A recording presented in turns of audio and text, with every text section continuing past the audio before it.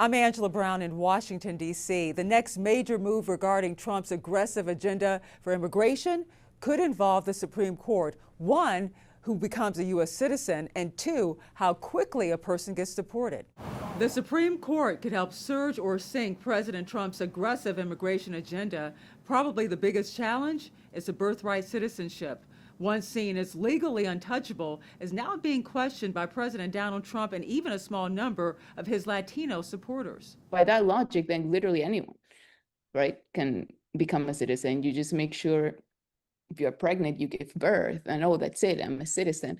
And it shouldn't be so easy. You know, it's not easy in other places, and this is the best country in the world. If the Supreme Court backs Trump, it could change birthright citizenship and rewrite the immigration rule that anyone born here is automatically a citizen.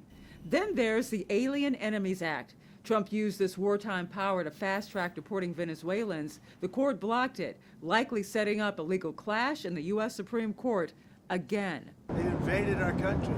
So this isn't, in that sense, this is war. Democrats say both moves go too far, that ending birthright citizenship violates the Constitution, and using a wartime law for deportations strips people of due process. At the same time, ICE is moving through American cities, drawing harsh criticism from Democrats.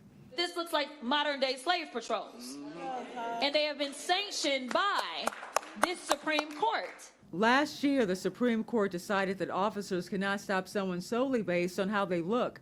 But in immigration cases, a person's apparent ethnicity can be a relevant factor when combined with other circumstances, drawing frustration from Democrats who the Trump administration still blames for the immigration crisis. The border is totally secure. You know, you forget, we had a border that I inherited where millions of people were coming through. Now we have a border where no one is coming through. The Supreme Court could hear arguments in birthright citizenship starting in the spring, and we could hear a decision maybe late June or early July. Reporting in Washington, D.C., I'm Angela Brown. I'm Christine Frizzau in Washington, where it appears there may be a change of course on how to proceed in Minnesota. Following the fatal shootings of 2 American citizens by federal agents there, Americans around the country are angry and calling for change. This time, it seems the president is listening. While the anger is still palpable on the streets of Minnesota, the temperature, it seems, has been lowered. I'm calling for unity. I know my husband, the president, had a great call yesterday with the governor and the mayor, and they're working together. President Donald Trump telling Mayor Jacob Frey some federal agents will begin leaving the area, pledging to Governor Tim Walz to do things differently. Do you believe that Alex Freddie's death was justified? Well, you know, we're doing a big investigation. I want to see the investigation. I'm going to be watching over. Border Czar Tom Homan sent to Minnesota to lead the immigration crackdown there. Homan meeting with the mayor and the governor a day after the White House touted his bipartisan credentials. I would remind everyone in this room that it was former President Barack Hussein Obama who awarded a medal to Mr. Homan. Meanwhile, Border Patrol Commander-at-Large Greg Bovino departing.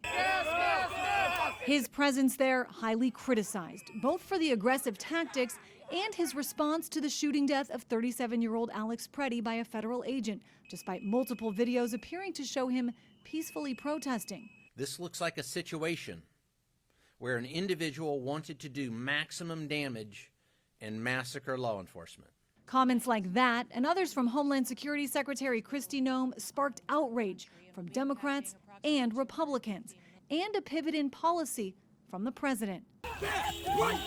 Though some warn a reversal in rhetoric is only step one, pushing for systemic change on White House immigration policy as a whole. And that will require reining in ICE as well as the border control folks, and it also means creating a system for accountability. Senate Homeland Security Committee Chairman Rand Paul has requested 3 of Trump's top border officials testify before Congress, the heads of ICE, Border Patrol, and U.S. Citizenship and Immigration Services.